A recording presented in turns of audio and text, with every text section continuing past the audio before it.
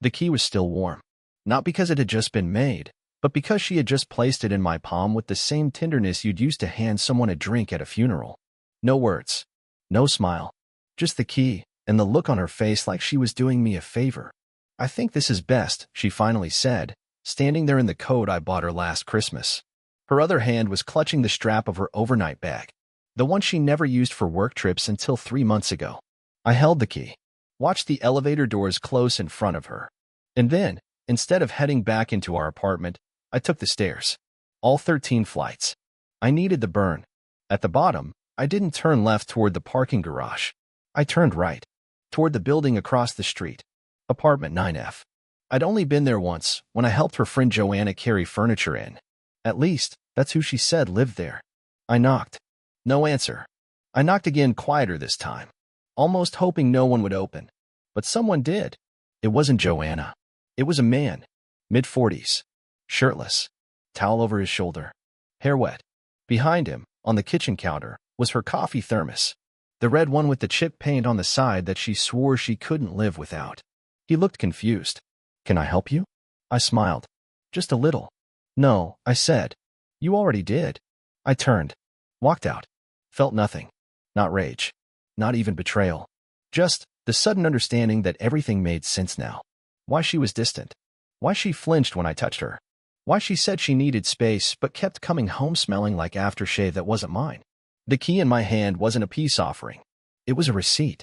And that night, I didn't call her. I didn't wait for her text. I didn't go online and look up lawyers. I did one thing. I changed the locks. Not out of revenge. Not out of fear. But because I knew, somewhere in the next few days, she'd come back crying, demanding to know why I didn't fight for her. For us. And I needed to be ready to ask her. Why would I? She came back 3 days later, right on schedule. I heard the knock at 6:42 p.m. I didn't answer it. She didn't knock twice. She knew. And when she heard the click of the deadbolt still in place, her tone shifted from hopeful to urgent within seconds. "Dean," she called through the door. "Dean, why's the lock changed?" I didn't respond. Just sat on the couch with a cup of cold tea and listened to the sound of her voice turning frantic. "Come on, this is crazy. Just let me in. I just want to talk. Please. Not, I'm sorry. Not, I was wrong. Just let me in." Eventually she stopped. The hallway grew quiet. I waited a few minutes, then stood up and opened the door, not to her, but to the silence she left behind. And on the floor was a note she'd slipped under the door. Folded twice. Simple handwriting. "You're overreacting. Please call me when you're ready to talk like an adult. Ellie." I didn't smile. I didn't scoff. I simply left the note on the kitchen counter without unfolding it all the way. That phrase, "like an adult," told me everything I needed. In her mind, my silence wasn't strength. It was childishness. Her cheating wasn't betrayal. It was an understandable escape. She didn't want accountability. She wanted closure on her terms. I gave her neither. Instead, I walked into the bedroom we once shared and opened the dresser she hadn't emptied yet. Bottom drawer. That's where she always kept the things she didn't want me to notice. Receipts, expired gift cards, old greeting cards from people I'd never heard of. What I didn't expect to find was the folded piece of hotel stationery. The logo at the top, Valmir Suites, Cincinnati. The same hotel she claimed to stay at during her last quarterly work conference. The note written on it wasn't from her. It was from him. "I'll never forget last weekend. The way you laughed in bed. The way you whispered that you wished you'd met me 10 years ago. I know you said you were scared, but I'm not. I'm all in. M." She had kept it. Tucked it away like some precious token from a teenage summer romance. Only it wasn't summer. It was last month. And it wasn't a romance. It was adultery dressed up in perfume and weekend excuses. I sat on the edge of the bed and stared at the note for a long time. She wasn't just gone. She was already elsewhere. Emotionally, physically, mentally. I had been living with a projection, an echo of someone who used to love me. She had packed her heart into someone else's suitcase, and all that was left for me were apologies she hadn't even written yet.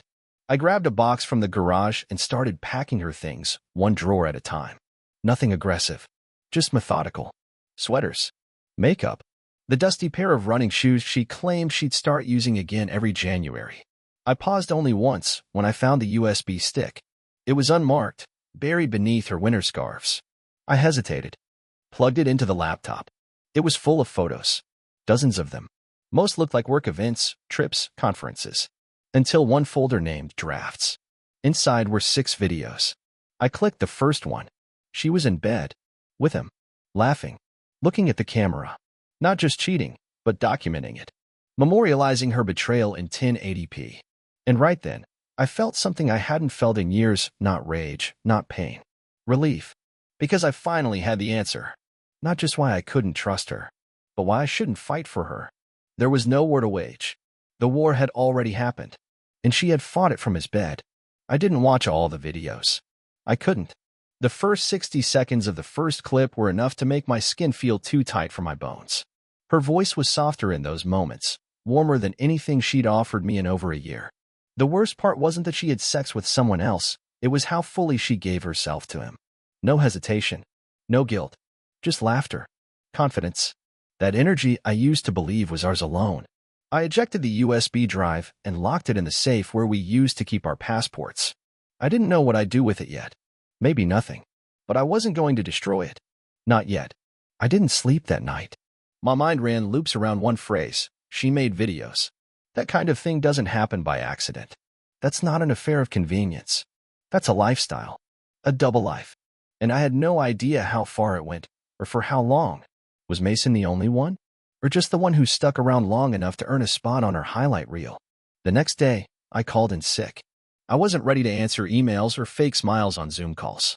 Instead, I drove to a coffee shop across town and opened a new email account using a name she wouldn't recognize. I uploaded one of the videos, the shortest one, just a few seconds long, blurry, not explicit but unmistakably intimate. I wasn't planning to send it. I just needed to know it was there.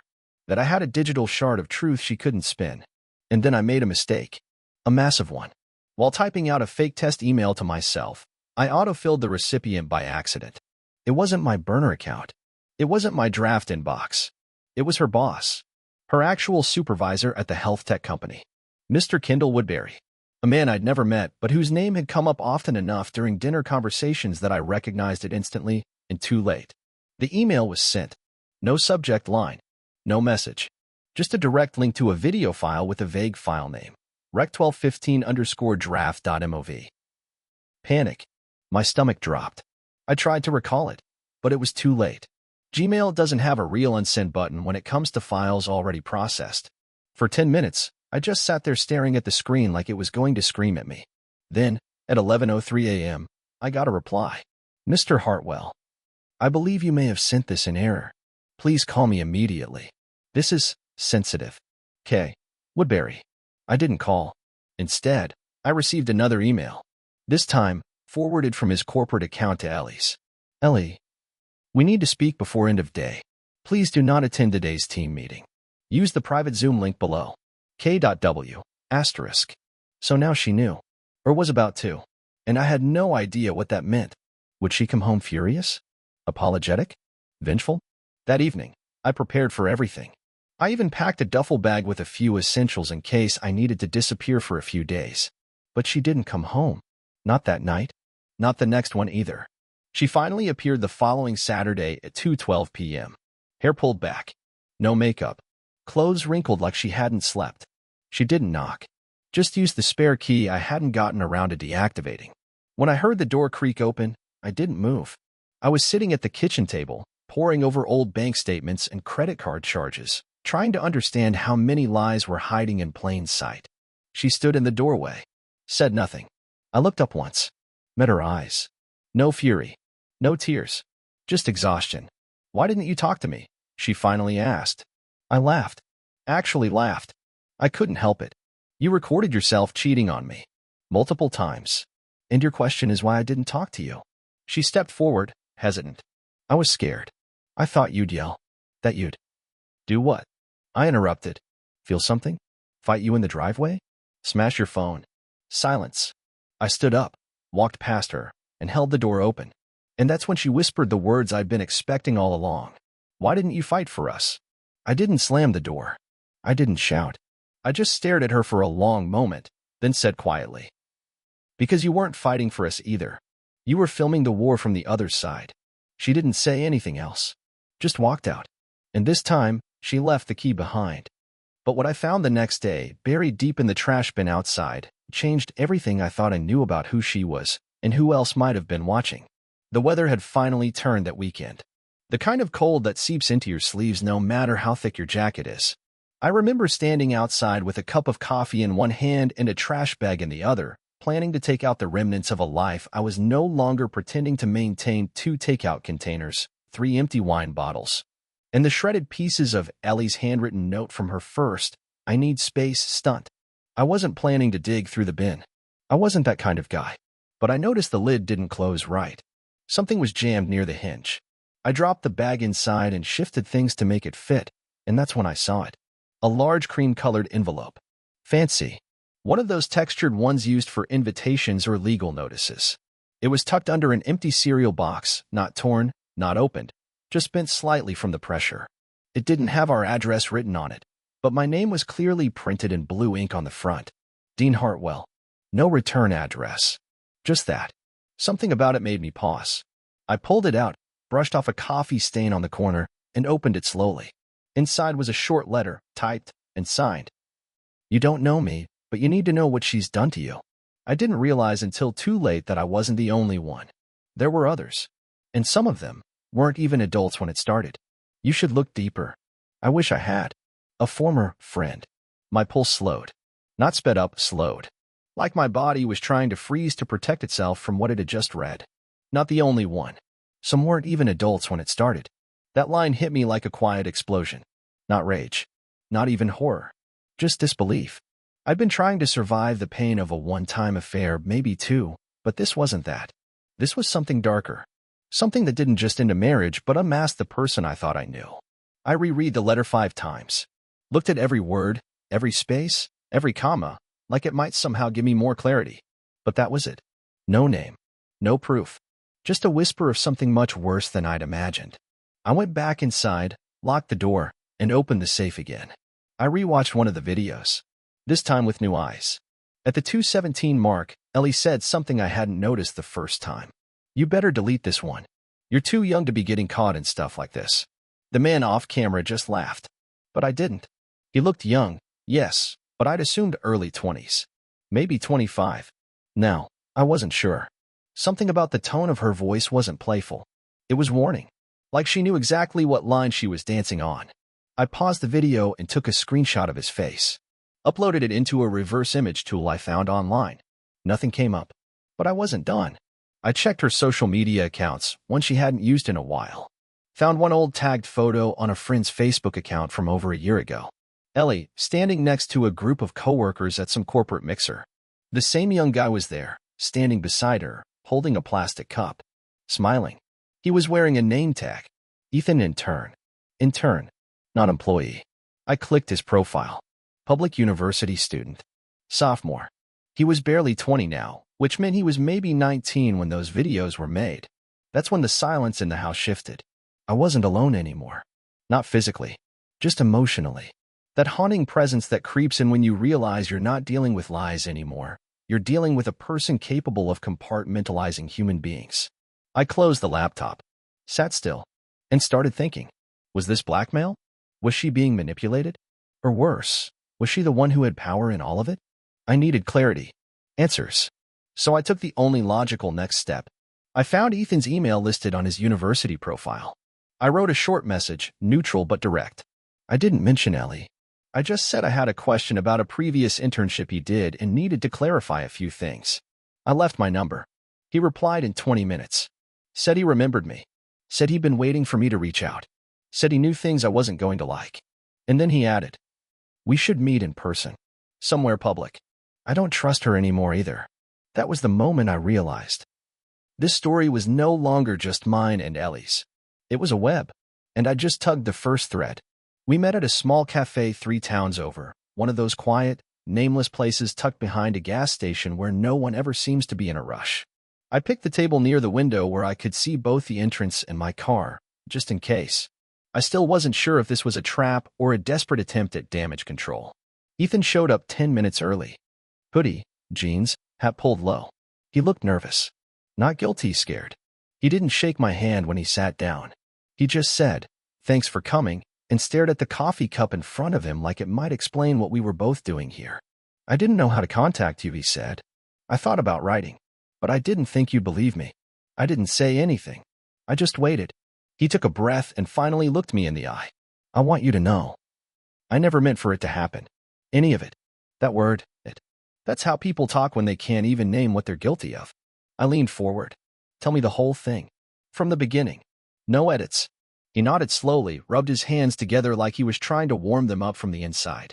And then he began. He met Ellie during a company event where interns helped set up a charity gala. She approached him first. Said she liked his ideas.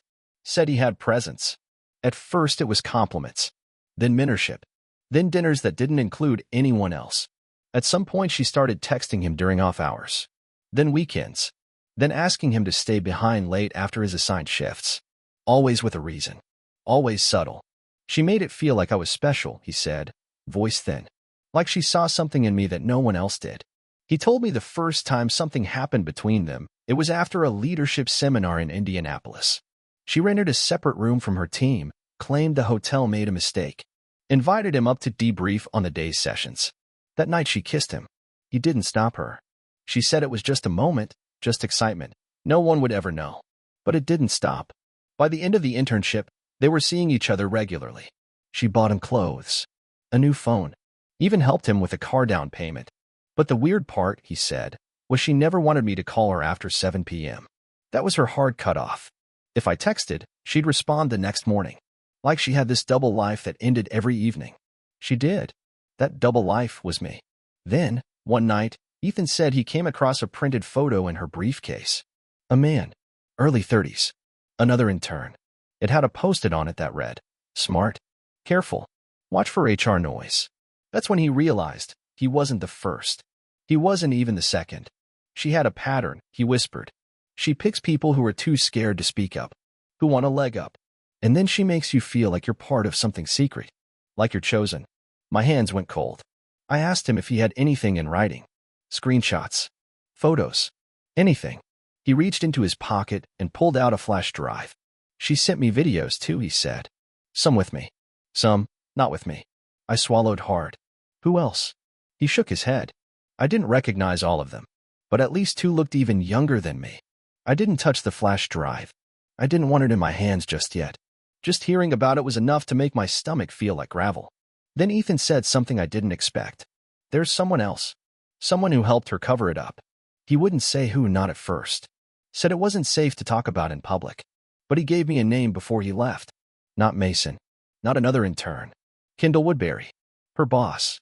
The same man I accidentally sent the video to. The same man who had called Ellie to discuss things privately. Ethan said he saw them together once, late night in her car outside the office. Close, too close. Said he heard whispers about quiet deals and HR containment.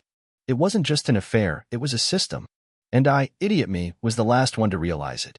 When I finally made it back to my car, I didn't start the engine. I just sat there, staring at my reflection in the windshield, wondering what the hell I had gotten dragged into. This wasn't a marriage falling apart. This was a slow-motion explosion, and I had just seen the first few embers hit oxygen. Back home, I opened the safe, stared at the USB I had locked inside. Then I stared at Ethan's.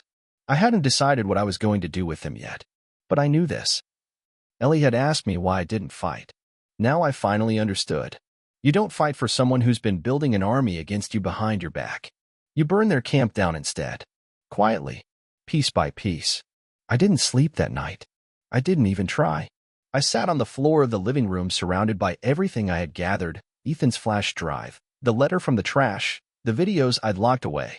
For weeks, I'd been drowning in betrayal, but now I was past the part where it hurt. I was somewhere colder, sharper, more deliberate. That night, I decided I wasn't just going to survive this. I was going to understand it. Entirely. I opened my laptop and logged into our joint financial accounts, something I hadn't done in months. I used to let Ellie handle most of our budgeting. She liked having control, and I didn't care enough to argue. But now I saw it differently, like I'd handed a fox the keys to the hen house and trusted her to keep watch. I started with our joint credit cards. At first, everything looked normal. Groceries, gas, recurring bills. But then I found a $734 charge from 6 weeks ago to a boutique hotel in a part of the city we never visited. I knew it wasn't for me. I'd been out of town on a work trip that weekend. A coincidence? Maybe. But the charge repeated the next weekend. Then again, 2 weekends later. Same amount. Same location. I looked up the hotel. It was one of those discretion-themed spots, no IDs required at check-in, no questions asked. They even had a private entrance in the back. Then came the gift shop purchases. Jewelry, cufflinks, cologne, but not the brands I used. Not the style she'd ever bought me before. All sent to a P.O. box I didn't recognize. I pulled up our bank statements next. That's when I found something that made my heart actually stop. There were regular cash withdrawals, $400 here, $600 there, all taken out during her supposed work weekends. But what stood out wasn't the amounts. It was the memo line attached to the transfer logs, petty cash/assistant expense reimbursements. Assistant? Ellie didn't have an assistant. Not officially. I'd been to her office once. She worked alone in a glass cubicle beside a shared meeting room. I'd never heard her mention an assistant, and it certainly wouldn't be one she was reimbursing in cash off the books. I knew what it was. Hush money. And it wasn't just one name in the ledger. There were 4 different names listed across several months. 2 male, 2 female, all with variations of the same cash-out pattern. And all routed through Venmo, but with only emojis in the memo. Locked, luggage, and once, simply, snake. The snake emoji. A perfect metaphor for what she'd turned our lives into. I clicked through one of the usernames on Venmo. Surprisingly, their transactions weren't private. I saw payments between them and someone tagged as K_Woodbury. Small amounts. Regular. Masked as reimbursements for office supplies, travel tips, even concert tickets. And that's when the message came through. It was 3:11 a.m. An email. No subject line. No signature. Just this. You're not crazy. You're just behind. Don't trust HR.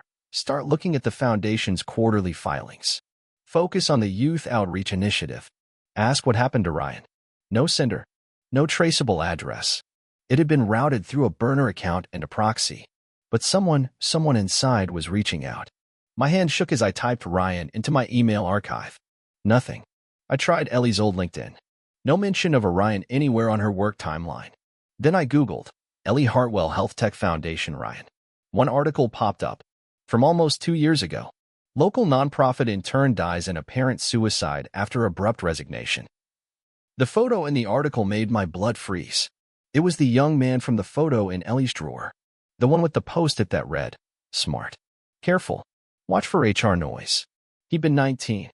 He'd been an intern at the same foundation Ellie now helped run alongside Kendall Woodbury. According to the article, he left the company suddenly, no public statement, and was found 3 days later at his apartment. No foul play suspected. No further investigation opened. Until now. I scrolled down to the comments section. There was only one comment. A single sentence that had gone completely unnoticed. They all knew. Everyone in that office knew. HR buried it. That's when I realized. This wasn't just betrayal. This wasn't even corruption. This was a machine. One that Ellie helped build. A machine that used interns, covered its tracks, paid them off, or silenced them. And I, the naive, loyal husband, had been sleeping beside one of its architects for years. I shut the laptop. Sat in the dark. The clock said 4:02 a.m. The plan that had been forming quietly in the back of my mind for weeks was now fully alive. I wasn't going to scream. I wasn't going to confront. I was going to detonate everything from the inside. One leak at a time. She wanted to know why I didn't fight for her? Because she wasn't a person to be fought for. She was a fire to be extinguished. And I had just found the gasoline. I waited 3 days before pulling the trigger. Not out of fear, those emotions were long gone, but because I wanted to make sure everything landed in the exact right place at the exact wrong time for them. Ellie, Kendall, the others. I wanted them to feel the floor vanish before they could even understand what they were standing on. If there was going to be a reckoning, I wanted it to come from the shadows, fast, clean, untraceable. So I did something I hadn't done in years. I reactivated my Reddit account. The same one I used years ago to share coding tutorials and dumb advice on tech forums. No one knew it was me. Not even Ellie. Especially not Ellie. I changed the name, wiped the history, and posted to a throwaway subreddit under a completely different username. But I didn't post accusations. I posted evidence. Screenshots from the financial statements. Obscured for privacy, but clear enough to show a pattern. Venmo payments tied to known names inside the company. Redacted emails, one in particular showing Ellie forwarding a message to Kindle with the subject line, "We need to get ahead of this. I'll handle the intern." The post wasn't a story. It wasn't a rant. It was a list. A timeline. And it ended with the words, "Check the Foundation's Q2 Youth Initiative expense report and ask them who Ryan really was." I didn't link videos. I didn't need to. The post had over 11K views in 24 hours. By the second day, someone cross-posted it to a whistleblower subreddit. Then a local journalist reposted it with the caption, "If this is real, someone's about to lose their career, or more." On the third day, I received an anonymous tip in my inbox. A PDF. Leaked internal memo. Subject, Crisis Comms Framework, Employee Misconduct Allegations. The body of the email was damning. Kindle's name. Ellie's name. A list of individuals of concern. A draft statement denying unfounded claims from internet sources. They were already trying to plug the leak. And failing. Because that same night, I got a text from Trent, my oldest friend, who barely even followed the news. He sent me a screenshot of a Twitter thread titled, "When Corporate Wellness Programs Go Off the Rails." In it, a blurred-out image of Ellie's face at a retreat. Another image showing her name listed on a leadership and youth ethics panel from just 3 months ago. The comments were savage, ruthless, merciless. And I wasn't even done. I took Ethan's flash drive and edited a short, redacted compilation of clips, just enough to show the manipulation, the hotel setups, the pattern. Faces blurred. Names left out. Just moments. Context. Truth. Then I sent it, anonymously, to 3 inboxes. A local nonprofit watchdog group. The University Ethics Committee. Ellie's mother. Yes, her mother. Because I needed someone close to her to see what I had seen, not out of vengeance, but because her mother once pulled me aside at Thanksgiving and said, "You're the best thing that ever happened to Ellie. You keep her grounded." I wanted her to know how far off the ground her daughter had drifted. By the 4th day, Ellie called me. I didn't answer. She called again, then texted, "Dean, what did you do? They're investigating. This isn't just about us anymore. Please answer me." I didn't. She came to the apartment that night, pounding on the door until our neighbor across the hall stepped out and asked her to quiet down. I watched her through the peephole, hair pulled back, mascara smudged, lips trembling. I didn't open the door. I just waited. And after 10 minutes, she finally slid to the floor, leaning her head against the wood. "Why are you doing this?" She whispered loud enough for me to hear. "I made mistakes. I know I did. But I'm still human. Why are you trying to ruin me?"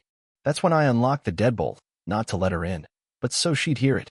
She looked up, hopeful, almost relieved. I spoke, loud enough to the door for her to hear every word. "Because you didn't ruin a marriage, Ellie. You ruined people. Young ones. Naive ones. Ones who didn't know any better. You used power and turned it into a weapon. And you asked me why I didn't fight for us." I paused. I don't fight for predators. I expose them. And then I locked the door again. She didn't knock anymore. She just left. The next day, Kindle's face appeared on a local news site. Internal review pending over ethics concerns. Ellie's name was listed in the final paragraph. The story was picking up steam. And still, I wasn't finished. Because there was one more piece of this story that hadn't been told yet. One more person involved. Someone I'd overlooked. Someone who had been helping her longer than anyone suspected. And I was about to turn the spotlight right on to them. 3 days after Ellie disappeared from my door for the last time, I got a knock, not at my apartment, but at my office. I didn't recognize the guy at first. He was young, mid-20s maybe, dressed like a second-year MBA student trying to look casual but polished. He looked nervous. Clutched a folder like it was his life raft. "You're Dean Hartwell?" he asked, barely meeting my eyes. I nodded slowly, already bracing myself. "I'm Michael," he said. "I interned at the Foundation last year. I saw the post. I saw everything. And I've been waiting for someone, anyone, to do what you did." He handed me the folder. Inside were documents, screenshots, emails, calendar appointments, text messages. All of it verified what I had already suspected and took it further. Michael had been the first to raise concerns about Ellie and Kindle. He'd submitted a complaint to HR about inappropriate behavior involving a coworker. 2 weeks later, he was let go due to budget cuts. But Michael hadn't deleted the emails. He hadn't forgotten.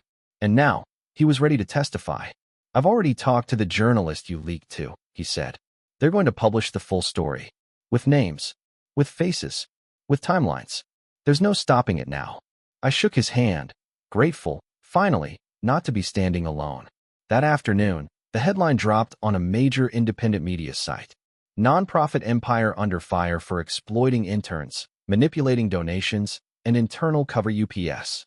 Ellie's name was in the second sentence. Kendall's in the first. But the part that made me pause was the last paragraph. "Multiple sources have stepped forward, with one anonymous contributor providing detailed financials, recorded conversations, and internal communications. Legal action is expected. Whistleblower protections are being offered." I read that line 3 times. I didn't need credit. I didn't want it. What I wanted was peace. The next week, I went off-grid, packed my car, and drove to Vermont, to a quiet cabin I'd rented online. No cell service. Just trees, fog, and stillness. I chopped wood, read books, learned how to cook eggs without burning the pan. I breathed. For the first time in what felt like years, I just breathed. It was a small thing, but it was mine. On my last night there, I got a letter forwarded to me through my sister. It was from Ellie. I almost didn't open it, but something told me to. It wasn't long. "Dean, I can't erase what I did. I won't even try to explain it anymore. You were right not to fight, because it was already over before you even knew it began. I lied. I manipulated. I hurt people. But you? You were the only one who ever saw me as more than what I pretended to be. And I destroyed that. You didn't ruin me. I did. I just didn't know it until I saw it all burn from the outside. I hope you find someone who sees you the way I never could. Ellie." I didn't cry. I didn't rage. I just folded the letter, placed it in the fire, and watched it curl to ash. Back home, life slowly returned. People stopped whispering. The foundation was under a full audit. Kendall had resigned. Ellie disappeared from social media. The company announced new oversight policies. The interns, the staff, they were being heard now. And as for me, I moved out of the apartment, started working remotely from a new place, farther from the city, closer to trees. I started writing again, short stories, personal essays. Nothing public, just for me. I even joined that bowling league Trent wouldn't shut up about. Turns out I'm still terrible at it, but I haven't laughed that hard in years. A few months later, I met someone. At a bookstore of all places. Her name's Tessa. She smiled at me like she already knew what I'd been through without asking a single question. And for once, I didn't feel like a man carrying ruins. I felt like someone building something new. No more pretending. No more silence. Just honesty. Just life. So when people ask me now, "Why didn't you fight for her?" I just smile and answer. Because I finally learned how to fight for myself.